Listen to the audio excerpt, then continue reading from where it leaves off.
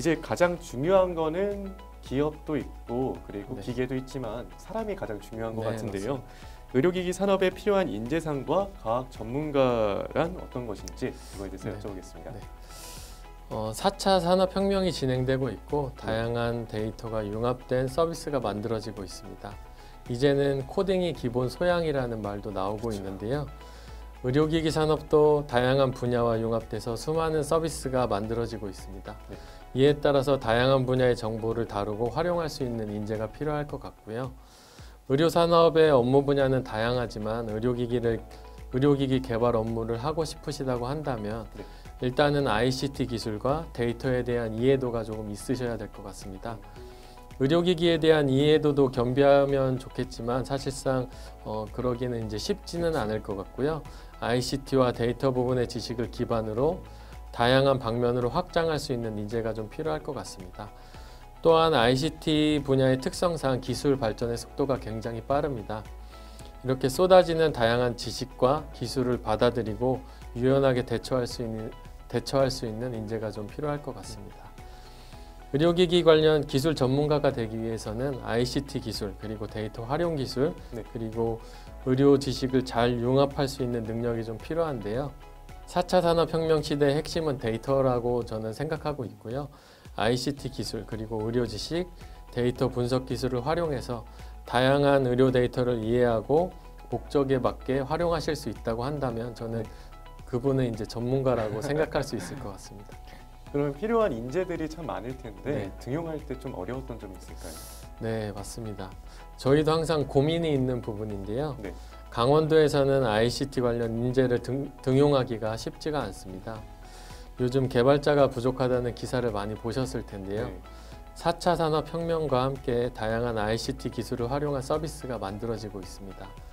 이에 따라서 소프트웨어 개발자가 부족하고 지방에서는 이 부족이 더 심각한 것 같습니다. 개발자 부족이 개발자 연봉 상승에 기여하고 네. 이런 연봉 상승은 지방 기업이 감당할 수 없는 수준으로 변하고 있습니다. 이에 따라서 개발 인력이 수도권으로 집중되는 현상이 가속화되고 있고요.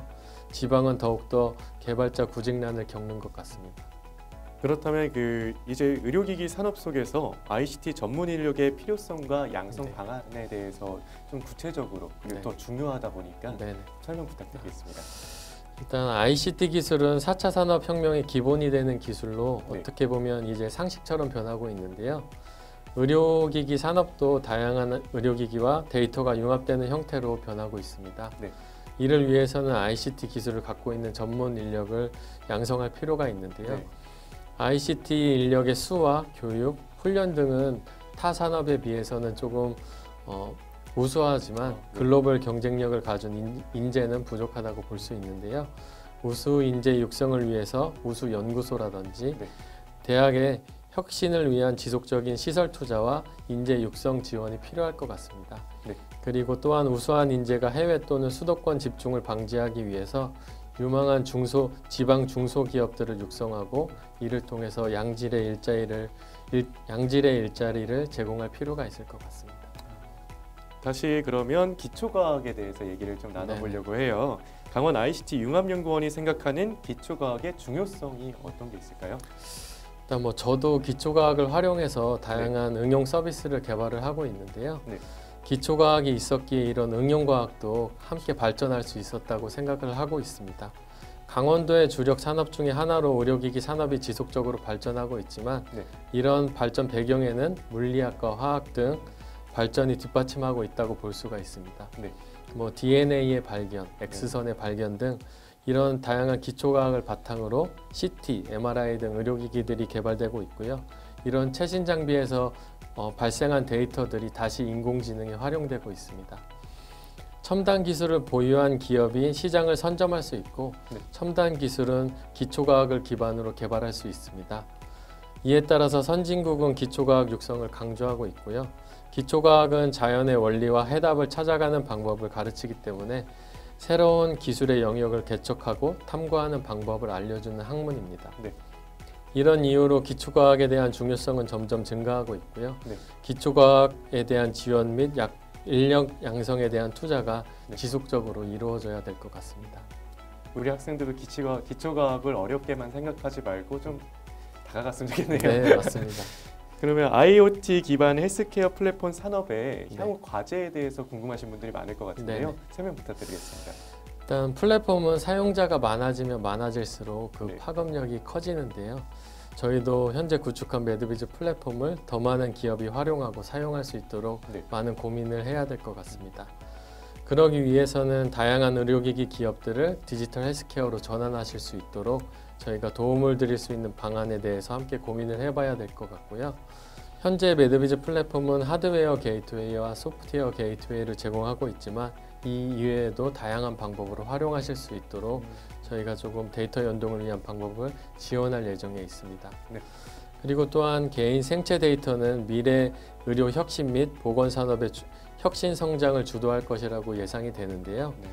수집된 개인 생체 데이터를 효율적으로 관리하고 활용하기 위해서는 보안 및 규제 등 넘어야 될 산 등이 있습니다. 이런 것들이 해결된다면 개인의 생체 데이터를 활용해서 다양한 개인 맞춤형 서비스가 제공될 것 같고요. 그리고 동시에 헬스케어 플랫폼 시장이 더욱 확대될 것이라고 생각이 됩니다. 그러면 더 나아가서 IoT 기반 헬스케어 플랫폼 산업의 미래상과 그리고 이에 따른 도민들과 국민들의 현익이 있을까요? 이미 미국 거대 플랫폼 기업들은 헬스케어 플랫폼 산업으로 뛰어들고 있습니다. 먼저 애플은 웨어러블을 이용한 이용자 건강 데이터 수집 및 의료 데이터를 관리하는 플랫폼 등을 통해서 헬스케어 분야로 뛰어들었고요. 네. 아마존 같은 경우는 지난해 아마존 약국을 출범하면서 처방약에 대한 온라인 판매를 시작했습니다. 그리고 또한 아마존은 헬스케어 스타트업 젤스 및 대형 병원과 파트너십을 맺고 의료용품 배송 서비스도 본격적으로 시작을 하고 있습니다. 또한 전자의무 기록과 원격 의료 사업도 꾸준히 진행을 하고 있고요. 네. 올해는 자사 미국 직원들을 대상으로 원격 의료 서비스인 아마존 케어를 시행한다고 하고 있습니다. 마이크로소프트 또한 클라우드 컴퓨팅 애저와 인공지능을 활용해서 헬스케어 산업의 디지털 전환을 지원하고 있고요. 페이스북은 미국 본사 연구소에 의사를 채용하고 의사는 디지털 기술 기반의 건강 관리 및 의료 서비스 개선에 대한 연구를 시작하고 있습니다. 페이스북은 최근에 사명을 조금 변경한다는 이슈도 있는데요. 네. 네, 이렇게 조금 의료 쪽 산업으로 도전을 하고 있고요. 이처럼 헬스케어 시장은 거대 플랫폼 기업도 뛰어들고 있을 만큼 매력적인 시장인데요. 네. 앞으로 우수 인력과 의료 기술을 바탕으로 데이터 기반의 질병 예측, 진단, 그리고 신약 개발 등 개인 맞춤형 건강관리 서비스 등이 개발될 것 같습니다. 의료나 헬스케어 분야의 사물 인터넷이 적용된 IoMT 그리고 플랫폼 기술은 기존 의료 건강관리 시스템이 갖고 있는 문제점 등을 상당 부분 해결해 줄 것으로 기대를 하고 있는데요. 네. 첫 번째로 질병 진단의 정확성과 시인성을 높일 수 있을 것 같습니다. IoMT는 우리 실생활에 내재된 의료 관련 센서들을 통해서 여러 데이터들을 수집하고 환자의 건강 정보를 실시간으로 의사에게 전달할 수가 있을 것 같습니다. 네. 이렇게 전달하게 되면 질병을 모니터링하고 만성 질환을 추적 예방할 수 있습니다. 특히 저전력 집촉 회로와 무선 통신을 통해서 저비용의 가볍고 지능적인 바이오 센서 개발은 우리 건강 상태를 더욱 효율적으로 관리해 줄 거라고 예상이 되고요. 그리고 두 번째로는 의료기관 관점에서 운영의 생산성과 효율성이 향상될 거라고 생각이 됩니다. IoMT는 병원 운영과 관리상의 임상 프로세스 개선 그리고 의료 정보와 처리 과정을 간소화하게 될 것 같고요. 건강관리 비용에 대한 효율성 향상에 기여할 것으로 보입니다. 그리고 세 번째로 환자 관점에서는 병원 이용 시간 감소에 따른 편리성 증대를 꼽을 수가 있는데요. 네. 환자가 병원을 찾을 때마다 해야 되는 여러 가지 검진 또는 문진들, 설문들이 있는데요. 이런 부분들을 상당 부분 사전에 하실 수 있도록 제공할 수 있을 것 같고 불필요한 병원 방문이라든지 네. 아니면 장시간 대기 시간 그리고 입원 시간을 줄일 수 있는데 조금 효율적으로 사용될 것 같습니다.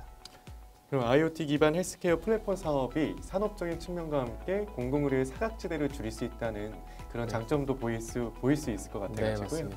오늘 이야기 나눠주셔서 감사드립니다. 네, 감사합니다. 오늘은 강원 ICT 융합연구원 김태영 개방형 플랫폼 그룹장님을 모시고 융복함 의료기기 과학기술 알리기 제3편 의료기기에 담긴 ICT 기술과 과학 이야기를 전해드렸습니다. 다음 시간에는 더욱더 알찬 기초과학 이야기로 찾아뵙겠습니다. 시청해주신 여러분 감사합니다.